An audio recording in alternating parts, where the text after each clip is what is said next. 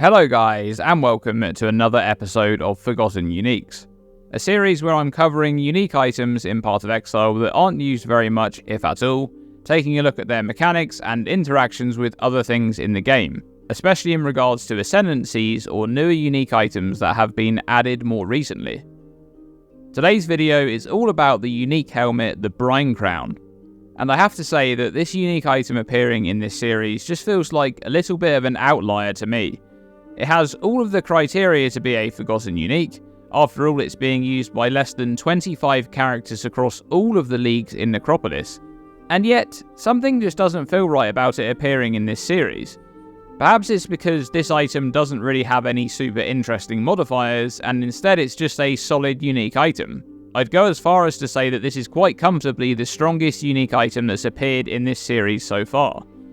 The Brine Crown is a core drop pool unique, and based on crowdsourced drop data from 3.23 Affliction League, it seems that this item is a tier 1 unique, so outside of high-end magic finding, you're not going to see too many of these. Let's take a look at the modifiers on the Brine Crown.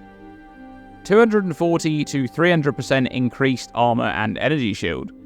You'll notice immediately that this item has an abnormally high amount of armor and energy shield for a helmet, especially considering that it's a hybrid base type. With a good roll on this modifier and 30% quality, along with a good base percentile roll, the armor on this helmet can just about push past 1100, while the energy shield can reach about 160. That's a really good amount of armor and energy shield gained, especially from the helmet slot. It's immediately quite a lot of defense, and that's really the theme of the Brine Crown. It's a fully defense-focused unique, and it has a lot in the way of defense. So on top of that big chunk of armor and energy shield, there's also a very good life roll here too, 80 to 100 to maximum life. And it actually gets talked about quite a bit, GGG creating new unique items. They're fun and interesting, and sometimes they'll do something new which we haven't seen before, and very often it will be the case that these items simply don't have a life modifier. Well, the Brine Crown is not one of those items, so on top of the big chunk of armor and energy shield, you also get a good amount of life as well. Then we have +3 to maximum cold resistance. This modifier was actually only added to the item in patch 3.19 Kalandra League, and it replaced the previous 5% reduced cold damage taken modifier that the Brine Crown used to have. +3% to maximum cold resistance is a great modifier in and of itself, but it's made a lot more useful due to the existence of Melding of the Flesh. This unique jewel makes your elemental resistances be capped by your highest elemental resistance, allowing you to scale a single maximum elemental resistance in order to boost your defense against all incoming elemental damage. And with that, this would be a great time to introduce the Brine Crown's best friend, Aegis Aurora. This unique shield is a perfect pairing with the Brine Crown and Melding of the Flesh. It provides a further 5% maximum cold resistance, which will already bring you to +4% maximum elemental resistances when combined with the Brine Crown and a -4% max resist rolled Melding of the Flesh.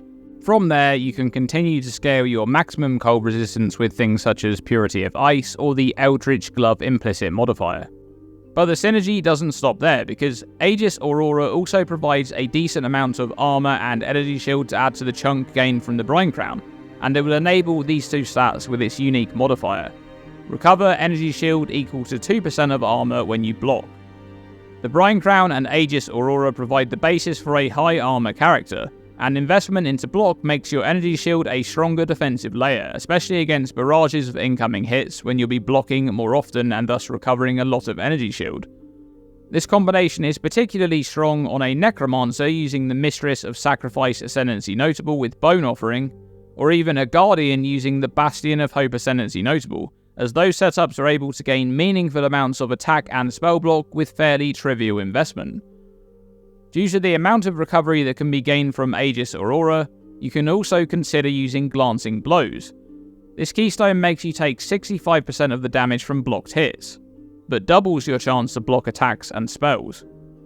Glancing Blows will make you take more damage overall, but it would also make the recovery from Aegis Aurora a lot more consistent, which is especially useful in a mapping environment. One thing that should be noted about the maximum resistance modifier on the Brine Crown and its use case with Melding of the Flesh is that the Brine Crown doesn't provide any actual resistance stats, which is a minor downfall. This puts more strain on your other gear slots to cap out resistances against the deficit imposed by Melding of the Flesh. Next up is the Cannot Be Frozen modifier, which is another very useful stat to have. Ironically, this one potentially frees you up from using the Soul of the Brine King Pantheon, which grants 100% chance to avoid being frozen once it's been upgraded, allowing you to make use of a different major Pantheon power. And considering the potential use case with Aegis Aurora mentioned before, you may be making use of Tempest Shield to boost your spell block, in which case you'd already be immune to freeze and shock, and you could then solve chill with the Betrayal Boost modifier, for example. Then we have this modifier right here, plus 1500 armor while stationary. So not only does this helmet grant over 1000 armor just from equipping it, but it also provides another huge chunk of armor while you're standing still. More armor is further synergy with Aegis Aurora, and most builds will be able to make use of this modifier even if they're not deliberately making use of a stationary mechanic, as you'll often be standing still to use abilities, and that's when you're most vulnerable after all, so that's when you need the armor the most. But you can of course make use of a mechanic to force this modifier to be active most of the time, such as Flicker Strike or even Body Swap, where you're considered to be stationary for the purpose of this modifier even while blinking around with those abilities. There's also the Divine Shield keystone, which should be mentioned. Divine Shield will regenerate energy shield based on 3% of prevented physical damage from hits in the past 4 seconds. And once again, this is great when used with that Brine Crown Aegis Aurora combo, because you'll have a whole bunch of armor and energy shield scaling to boost the effectiveness of this keystone. But that's not all, because Divine Shield also includes blocked damage as mitigated damage for the purpose of generating energy shield regeneration, which makes this keystone a natural pickup for that type of setup. There's also Arctic Armor's buff, which will make you take less damage from physical and fire hits while you're stationary, which has good synergy with the stationary armor modifier on the Brine Crown and useful in combination with Divine Shield.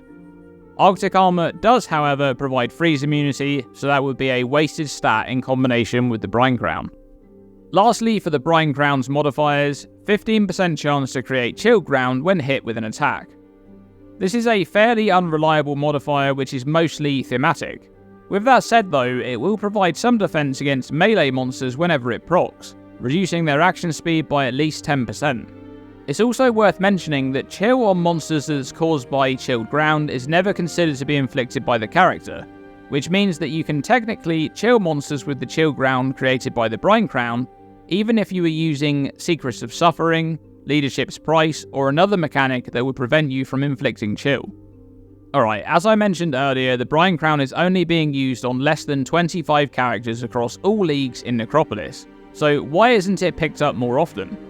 Well, to be honest, I don't really have much of anything bad to say about this unique, it's just a very good item, and the real reason why it's not being used too much is that there are just some modifiers or other uniques that builds must use in the helmet slot.